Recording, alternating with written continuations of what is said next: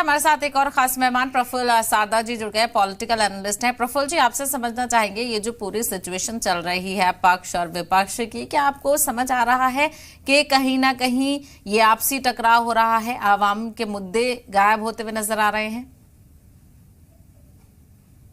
समझना पड़ेगा, पिछले कई सालों से जब भी पार्लियामेंट का जो सेशन ऑन होता है उसे विपक्ष जो है सत्ताधारी पार्टी को हमेशा एक तो वॉकआउट करती है या हंगामा मचाती है, और ये दोनों समय होता था। इसका मतलब जब बीजेपी अपोजिशन में थी तो कांग्रेस को घेरती थी, आज कांग्रेस अपोजिशन में है तो बीजेपी को घेर रही है।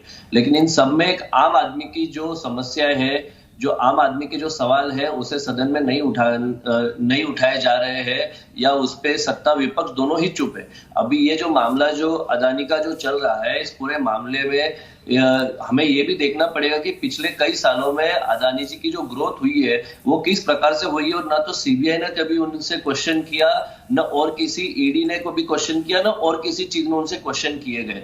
और लेकिन अब जब हिडनबर्ग ने जब एक्सपोज किया या जो इन्फॉर्मेशन सामने आई, उसके बाद जिस तरह से मार्केट में उनके स्टॉक्स गिरे हैं, उसमें यहाँ पे भी बात घूम फिर के सिर्फ कॉमन मैन का जो कैपिटल था उसकी कॉस्टिंग कम हुई है। अदानी पहले टॉप 20 से बाहर हो या टॉप 100 से बाहर हो या टॉप 10 से बाहर हो, उससे कोई फर्क नहीं पड़ता है।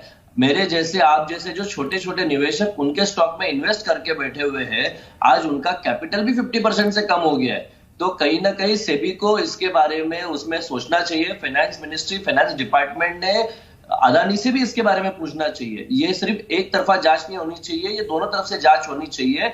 और इन सब में महत्वपूर्ण बात यह है कि आम आदमी का कैसे बेनिफिट रहेगा या आम आदमी के कैसे पैसे बचाए जा सकते हैं, ये हमें सोचना पड़ेगा।